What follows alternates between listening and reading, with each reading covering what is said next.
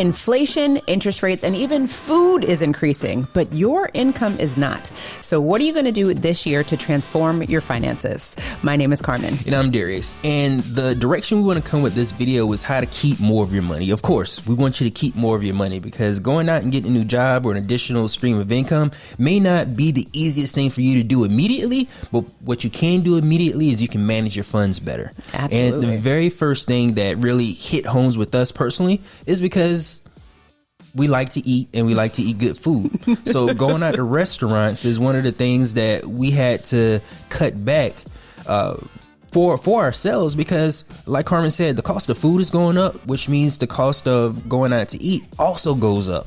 So if we want to keep more money in our pockets, what we have to do is we have to start cooking food at home instead of going out to restaurants. And this runs away from us every year, right? So we're preaching to the choir. And when Darius is talking about cutting back, I want to be very specific on the language that we use because, again, it's about being intentional. This year, we're talking all about being wealth conscious, and it's about consciously spending money. And so Darius and I are foodies. We love to eat out. We love exploring new things. And what we recognize is every time we go to eat out, it's like double the price of what it used to be. And we both enjoy cooking. So we kind of looked at each other and said, okay, why don't we make this a treat? Why don't we make this a celebration for when we accomplish certain things or do certain things, and then make it a better opportunity for us to spend time and be intentional at home, cooking in the kitchen with our family. In addition, because who knows what that's going to teach our girls by cooking in the kitchen as opposed to going out to eat. So we're being more intentional with what we're doing with our spending. And again, being intentional also has to do with your time, because what we recognized was we were spending a ton of money eating out because we weren't intentional with our time. We have 2 little girls, and so sometimes the days can get away from us. And when we look up, it's 5 o'clock. We don't have dinner planned. There's no groceries, and we go Uber Eats, boop boop boop boop boop. Here it goes. And now we've spent so much more money than we needed to if we just planned our days accordingly. So what I would say is making sure that with you being wealth conscious, it's also about what are you doing with your time so that it doesn't infringe on your money. Right, and I like that you came at it from that angle because for me personally, since I look at our funds or manage our funds, I didn't want the feeling of knowing that we ate our money instead of did something more productive with it. Good call. Yeah.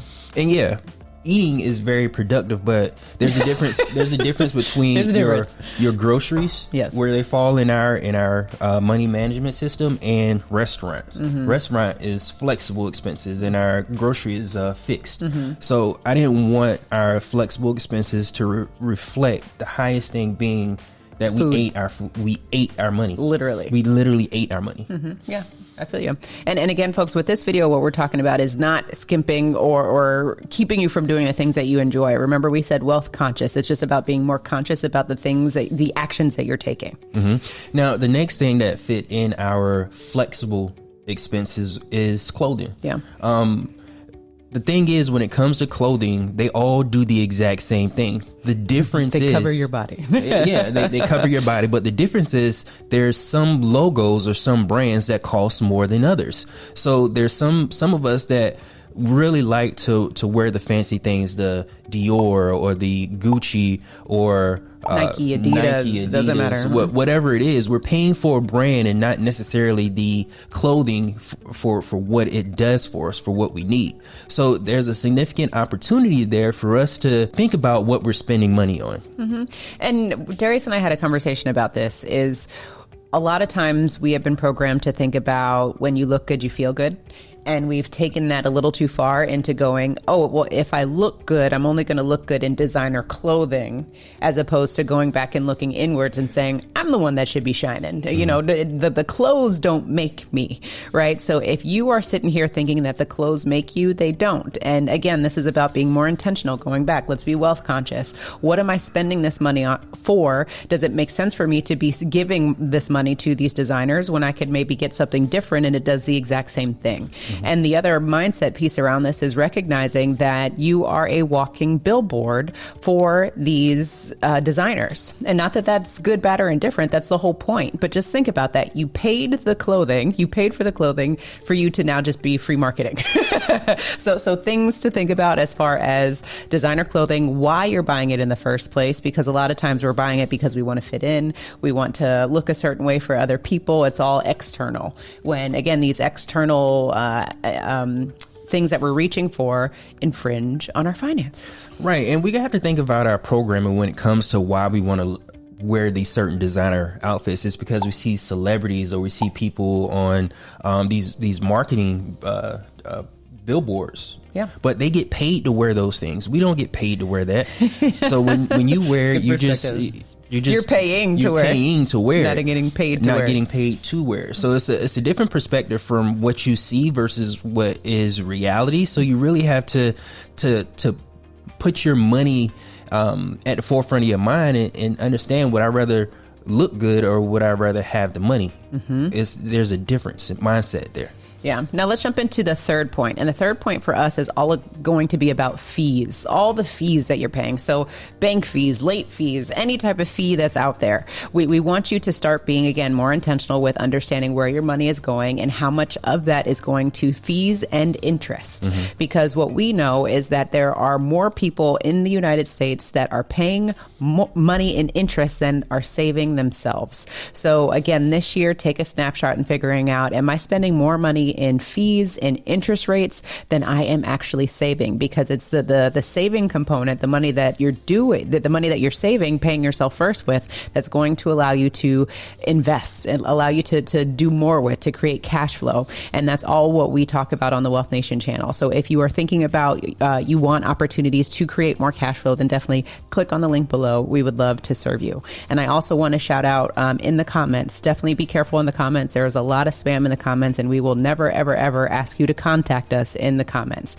If you want to contact us, you can do so in the description. This is a reflection not necessarily of people not getting paid enough money. It's people having poor management with their money. Because at the end of the day, most of us can afford to do the things that we want to do. The problem is that we mismanage the funds that we do have, which is why we have fees. We have late fees. And that when we're paying late fees and all these fees, we're overpaying for stuff that we don't necessarily need, which means if we take those things away, we have more than enough money to do the things that we want to do. So money management is the theme for this whole conversation that we're having. Yeah. Money management, time management, because it goes hand in hand. Right. One is going to affect the other. Right. So again, fees is a result of you not managing your finances. Right. So let's go into number 4. You want to handle that one? Number 4 is basically your cars and your homes. A lot of times what we do is we buy what the banks tell us that we can afford. But what happens is the banks doesn't take into consideration all the other expenses that we have in our lives that we may not necessarily tell them about up front because we want to get the biggest loan amount. What we're doing is a disservice to ourselves. Yes, they may give you a amount that you can afford, but you have to be able to know your numbers and look at your flexible and your fixed expenses and know what you should actually be paying, not what you can afford, what you should actually be paying on those monthly expenses. So what happens is it goes back to wanting to look good, look a certain way when it came to like the designer clothes. And point number 2 is we want to have the fancy car so we can look good. But the thing is, just like the clothes, all cars do the exact same thing. It gets us from point A to point B. They may come in all different sizes and shapes and in different types, but it gets us from one point to the next. And there is something that you can afford in that range of options that you have that is ideal for your budget. Yeah, and again, this all goes back to the external things that we're reaching for. Like you had mentioned, what are we trying to accomplish? And recognizing that just because somebody tells us we can afford one thing doesn't mean that that's what we need. And so we fell into that many times where we bought things at an inflated price that we shouldn't have, and we spent way too much money for it. So we're always sharing information with you with things that we've done in the past that we now have learned from. So we hope that you can learn from from us and understand all of these amazing points that we're sharing with you, because we wish we knew this information. Now, let's go ahead and jump into the last point, which is number 5, and that is lottery tickets. We do not spend any money in lottery tickets, but I had to share this because when I was at the gas station, I had to go inside to pay for my gas, and the gentleman in front of me, because of the $1 billion pot, he spent $500 in lottery tickets. And I was just sitting there in awe thinking, what else could you have done than just literally throw $500 away? And you could have bought some groceries. he could have fed his family, or he could have put that $500 inside an insurance policy and made compound interest. So anyways, we know that so many people went out and bought a ton of money in lottery tickets, and probably do it on a consistent basis. So just again, start thinking about all these things that are adding up. We call these wealth eroders. All of these things that you don't necessarily see, right? Because it doesn't hurt as bad. Mm-hmm. But $20, $100 consistently over time, that is taking away your wealth and not allowing you to create the cash flow that you need to create the retirement or the financial freedom that you're looking for, because all of these opportunities are wasting away in the money that you're spending. Yeah, the lottery tickets fall under gambling. Yes. Plain and simple. It falls under gambling.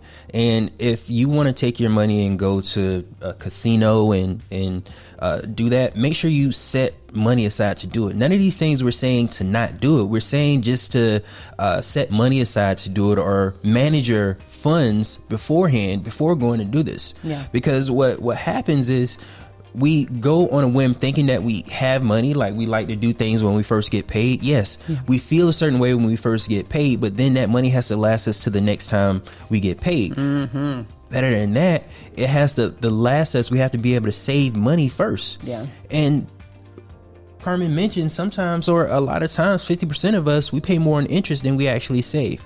So that's one of the reasons why we find it very important, not only to have this conversation today, but to have this conversation often, to remind everyone that you have control of your financial journey. You have control of your financial future.